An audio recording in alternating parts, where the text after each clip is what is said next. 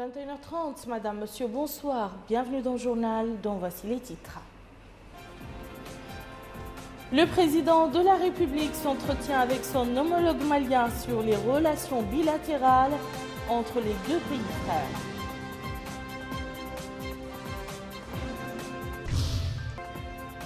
Dans un discours prononcé à Kigali à l'occasion de l'ouverture de la réunion annuelle de la BAD, le président de la République souligne que le continent a besoin d'investissements colossaux pour le financement d'infrastructures de base. L'Assemblée nationale valide les projets de loi autorisant la ratification du Convenant des droits de l'enfant en islam et le statut de l'Organisation du développement de la femme dans les États membres de l'OCI.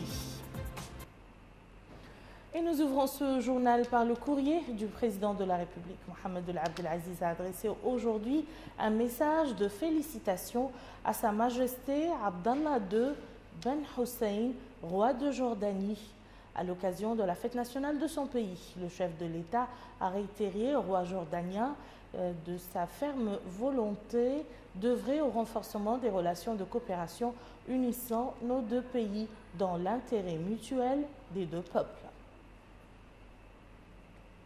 Le président de la République, Mohamed Abdelaziz, s'est entretenu en tête-à-tête ce jeudi au palais de Koulouba à Bamako avec le président malien Ibrahim Boubacar Keïta.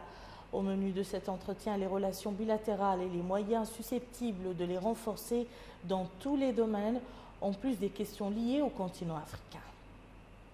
Rappelons que le chef de l'État est arrivé cet après-midi à Bamako pour une visite au Mali. Le président de la République a été accueilli à l'aéroport par son frère et ami El-Hajj Ibrahim Boubacar Keïta, président de la République du Mali.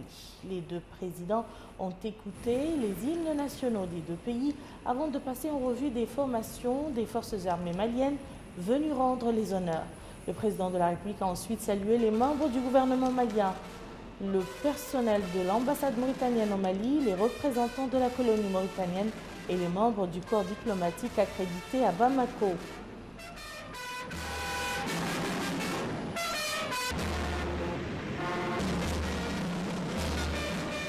Le président malien a salué les membres de la délégation mauritanienne.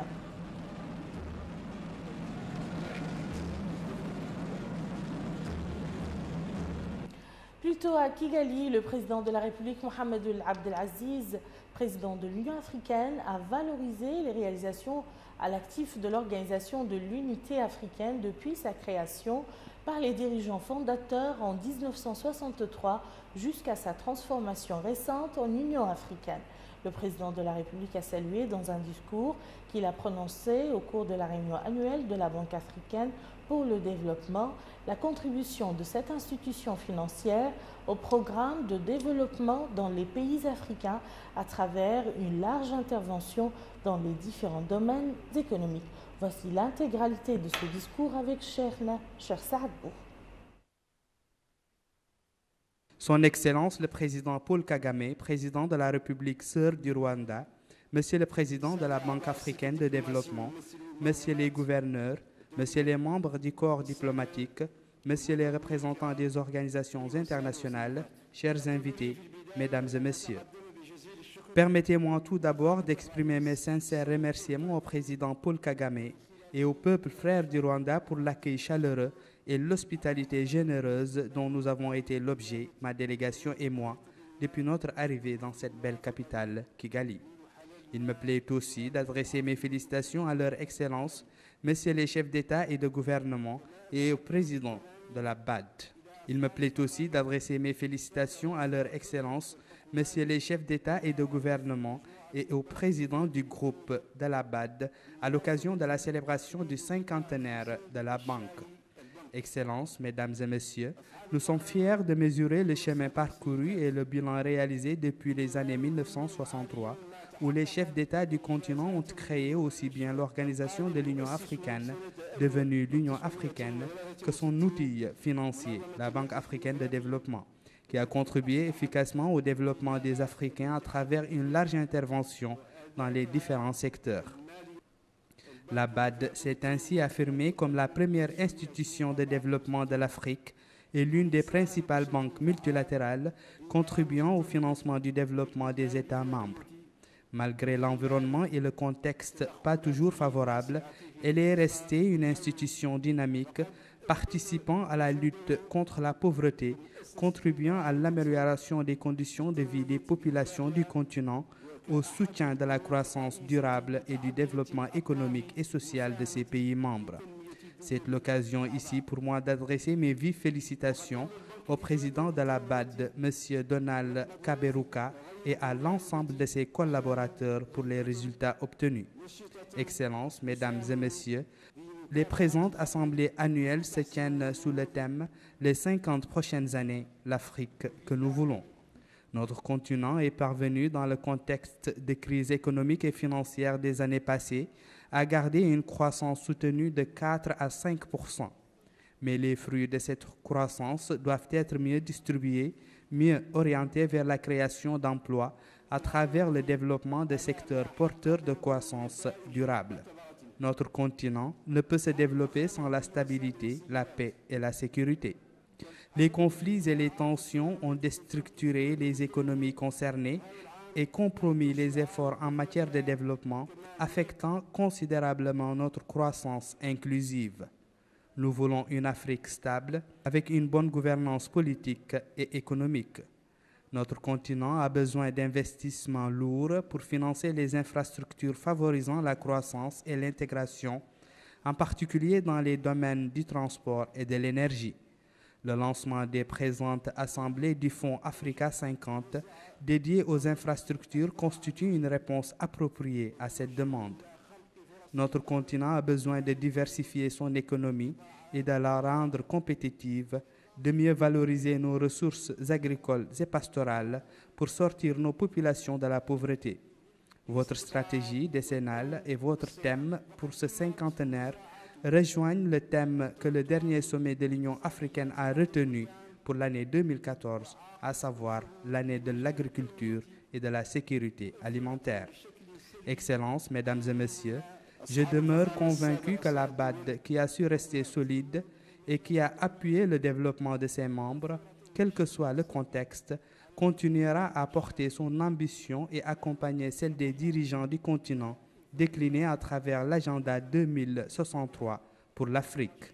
Excellences, Mesdames et Messieurs, permettez-moi pour conclure de féliciter mon frère et ami, son Excellence le Président Paul Kagame, ainsi que le peuple rwandais frère pour avoir surmonté si rapidement son immense douleur et dépassé l'épreuve pénible qui a marqué son histoire, s'attelant à bâtir un État moderne pour tous les Rwandais dans la concorde et la paix.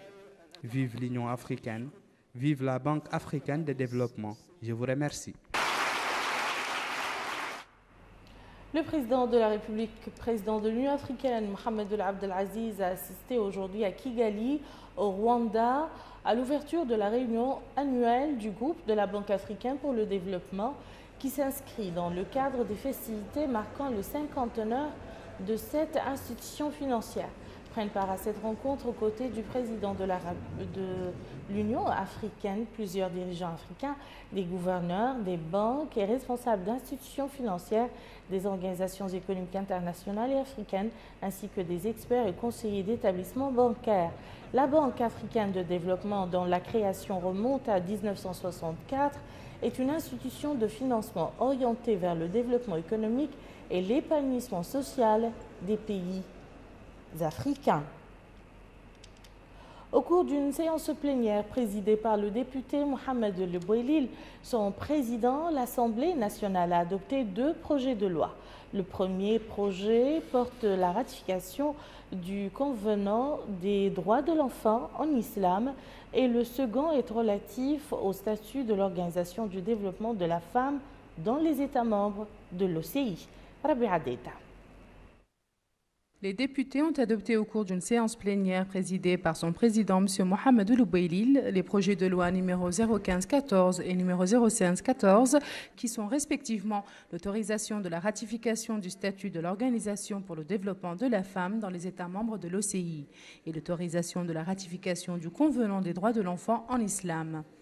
Lors de leur intervention, les députés, s'agissant du premier projet de loi, ont apprécié la Convention et leur intervention ont porté sur les axes suivants. La nécessité d'adopter une politique éducative et de communication pour propager la prise de conscience des valeurs et avantages procurés à la femme par l'islam. La nécessité d'intégrer dans notre droit interne les dispositions des conventions régionales et internationales ratifiées. Pour ce qui est du second projet de loi, les interventions des députés ont porté sur les axes suivants.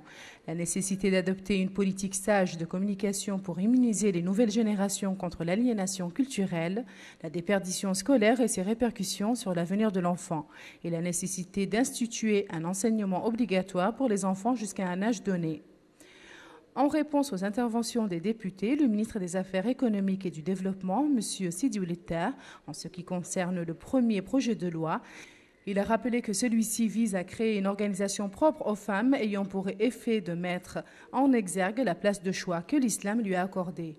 Le ministre a ajouté que cette convention se caractérise par sa référence à l'islam, ce qui fait défaut aux autres conventions internationales. C'est cette même référence qui confère une place de choix ainsi que des droits et privilèges à la femme musulmane. Cette convention fait partie du dispositif des conventions adoptées par l'Organisation de la coopération islamique.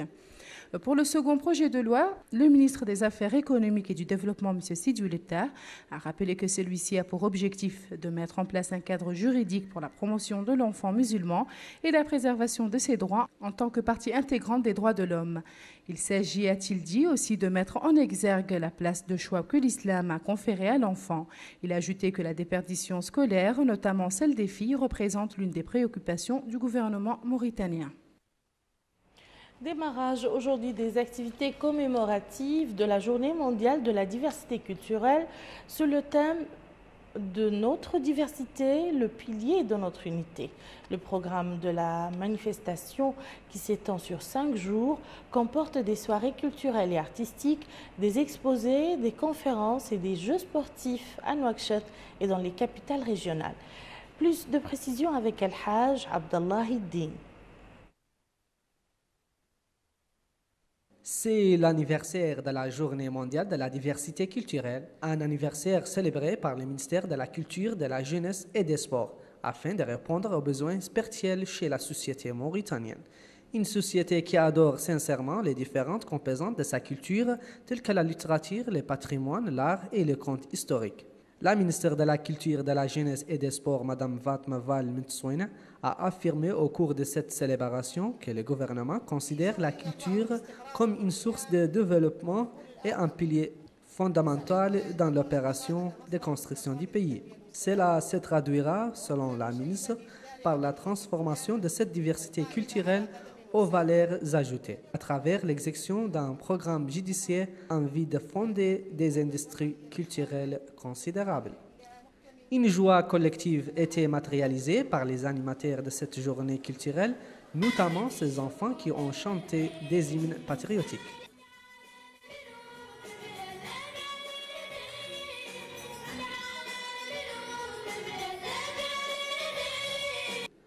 D'autres groupes artistiques ont exposé des chansons diverses qui reflètent la beauté artistique mauritanienne. Les jeux traditionnels et les danses folkloriques faisaient également partie de cette célébration, et la poésie n'était pas en reste. Cette manifestation culturelle était aussi l'occasion de démontrer que la diversité culturelle en Mauritanie constitue une sopape de l'unité nationale, gage de sécurité et de stabilité. Ne dit-on pas que la culture est tout ce qui nous reste quand on a tout perdu?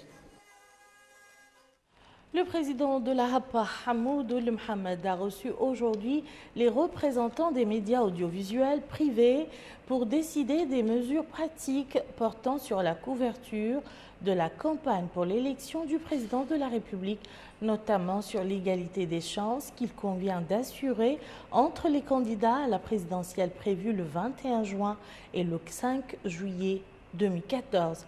À l'issue de la rencontre et sur la base de procédures juridiques assurant l'égalité d'accès des candidats aux médias, le respect du pluralisme, le respect de l'impartialité, de l'honnêteté et des exigences financières et techniques exprimées par les représentants des médias, décision a été prise d'adopter un cadre d'action fondé sur les 4 points suivants.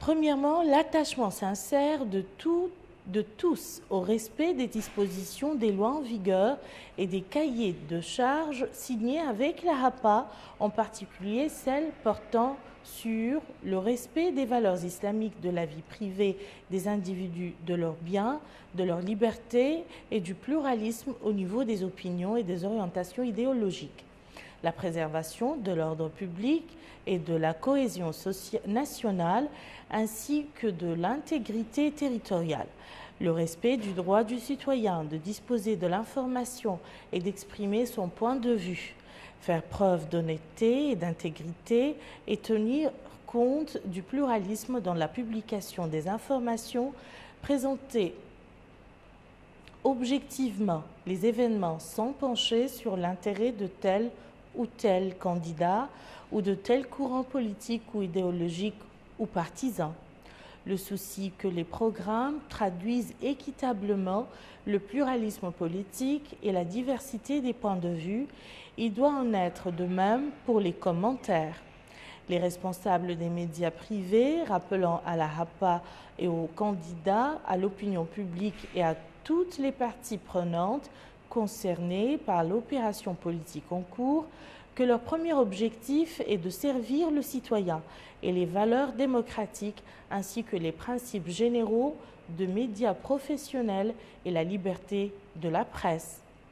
Les médias audiovisuels privés s'engagent à mettre les candidats en lice sur le même pied d'égalité en matière de couverture des activités, mais aussi au niveau des plages publicitaires gratuites. Les responsables de ces médias s'engagent à coordonner avec la HAPA tout au long de la campagne électorale et à informer l'opinion publique, la classe politique et le secteur de l'information sur leur contenu. Le président de l'autorité de la zone franche de Nouadhibou, Mohamed Ould Daf, a donné aujourd'hui le coup d'envoi des travaux d'assainissement menés au niveau de la ville de Nouadhibou par les sociétés. Au cours de la visite d'information effectuée au niveau de quelques-unes de ces sociétés, le président de l'autorité a pris connaissance du degré de disposition de ces sociétés et des moyens dont elles disposent pour mener à bien la tâche qui leur est confiée. Boubacar Baylaba. Une ville propre, c'est aussi une autre manière de séduire des investisseurs. Et ce principe prend tout son sens quand il s'agit d'une zone franche. Et c'est le cas de Nouadhibou. Et c'est l'objet de la visite effectuée ce matin par le président de l'autorité de la zone franche de Nouadhibou, M. Mohamed Ould Daf, pour s'informer de l'état d'avancement de l'opération de nettoyage de notre capitale économique. L'objectif est bien entendu de donner à la ville de Nouadhibou plus d'éclat et permettre aux investisseurs de s'y implanter. Sur place, le président de l'autorité de la zone franche de Nouadhibou a exhorté les sociétés engagées dans cette opération à respecter scrupuleusement leurs engagements formulés dans le cahier des charges. Et pour le responsable de la communication à l'autorité de la zone franche de Nouadhibou, la capitale économique du pays doit enfiler une tunique immaculée. L'hygiène et la propreté de la ville de Nouadhibou font partie des objectifs les plus importants pour l'autorité. Ainsi, il va de soi qu'une zone franche doit se doter d'infrastructures permettant d'attirer le maximum d'investisseurs et à la hauteur des objectifs qui sont fixés. Et dans ce sens, il faut que la ville soit propre, soit moderne et attirante. Une campagne a été menée pendant des semaines par l'autorité pour dégager les déchets qui sont là depuis presque des années. Des tonnes de déchets ont été ainsi dégagées de la ville. Et aujourd'hui même, donc, ces entreprises qui sont 5, qui ont été sélectionnées à l'issue d'un appel d'offres qui a été lancé, vont commencer leur travail et vont désormais s'occuper de la propreté de la ville de Nouadhibou. À noter que la ville de Nouadhibou produit 80 tonnes d'ordures ménagères par jour, une quantité énorme qui doit inciter les pouvoirs publics et la population à s'associer pour offrir un environnement de qualité en termes d'habitat et d'investissement à la capitale économique. Clôture aujourd'hui des journées des télécommunications et de la société de l'information, une activité marquée par la présentation de plusieurs produits des différents acteurs opérations dans le domaine des télécommunications. Le point avec Moussa Ndiaye. De la journée internationale des télécommunications et de la société de l'information était riche et diversifié. Plusieurs sujets relatifs aux télécommunications et à la société de l'information ont été abordés par les différents intervenants. Clôturant les activités de cette journée internationale, le secrétaire général du ministère de l'Emploi, de la formation professionnelle et des technologies de l'information et de la communication, M. Baba Oulboumeis, a dit que cette rencontre a permis aux participants de mettre en exergue le thème de la journée internationale des télécommunications et de la société de l'information, ce qui va, précise-t-il, sans nul doute renforcer la capacité du réseau de télécommunications en Mauritanie. Il a ajouté que les acteurs du département ont prouvé leur savoir-faire au cours de toutes les activités. Ou, ajoute-t-il, ils ont présenté leur vision sur la situation actuelle et l'avenir des technologies nouvelles. La clôture de la Journée internationale des télécommunications et de la société de l'information 2014 a été marquée par l'organisation d'un concours sur les techniques de l'information et de la communication. La Société nationale des eaux a reçu aujourd'hui le premier lot de matériaux destinés aux populations du Sud pour l'approvisionnement en eau potable de cette zone. Plus de précisions avec Aminata Khan. Confrontées à un déficit en eau potable, les populations dans le sud du pays, notamment ceux d'Adelbegrou, d'Amourj, de Bangou et de Hassi-Tila, devraient désormais se réjouir car la première livraison des matériaux destinés à l'adduction en eau potable dans leur localité est arrivée aujourd'hui. Sur place, le directeur général de la Société nationale des eaux s'est exprimé sur les objectifs et la durée des travaux. Aujourd'hui, nous avons donc reçu la première livraison de conduites servant donc pour la desserte en eau de l'axe sud du grand projet Al-Har. Cette première livraison permettra le démarrage des travaux des réseaux de distribution d'eau dans les villes d'Amourj, Adelbegrou, Bangou et Hassi-Tila. Ce projet donc durera moins de 24 mois, dans lesquels donc les deux wilayas du Haut Charqi et Al-Gharbi seront Inch'Allah desservis en eau potable. Un autre lot viendra se greffer donc les réservoirs qui seront donc lancés très prochainement et nous espérons que dans moins de 36 mois le problème de soif donc sera résolu définitivement dans les deux wilayas. Des explications détaillées ont été ensuite fournies au directeur général de la SNDE par les responsables du projet. Rappelons que ce projet vise à améliorer les conditions de vie des populations de cette zone. Le parti du regroupement national pour la réforme et le développement Tawassoul a organisé hier soir dans la Muqata'a del Mina un meeting populaire qui a vu la participation des sections du parti dans les Muqata'a de Sebra et de Riyad. L'objectif de ce meeting est de mobiliser le public afin de participer dans la marche prévue le 4 juin prochain en vue de boycotter les prochaines élections présidentielles. Le meeting s'est déroulé en présence de certains membres du Forum national de l'unité et de la démocratie. Le président du parti, Jamil Mansour, a appelé les sympathisants de Tawassoul de serrer les rangs pour réaliser les objectifs fixés par le parti. Ainsi prend fin à cette édition. Je vous en rappelle les principales informations. Peu après son arrivée à Bamako, le président de la République s'entretient avec son homologue malien sur les relations bilatérales entre les deux pays frères. Dans un discours prononcé à Kigali à l'occasion de l'ouverture de la réunion annuelle de la BAD, le président de la République souligne que le continent a besoin d'investissements colossaux pour le financement d'infrastructures de base. L'Assemblée nationale valide les projets de loi autorisant la ratification du Convenant des droits de l'enfant en islam et le statut de l'Organisation du développement de la femme dans les États membres de l'OCI. Merci madame, monsieur de nous avoir suivis. Passez un excellent week-end et à très bientôt, Inch'Allah.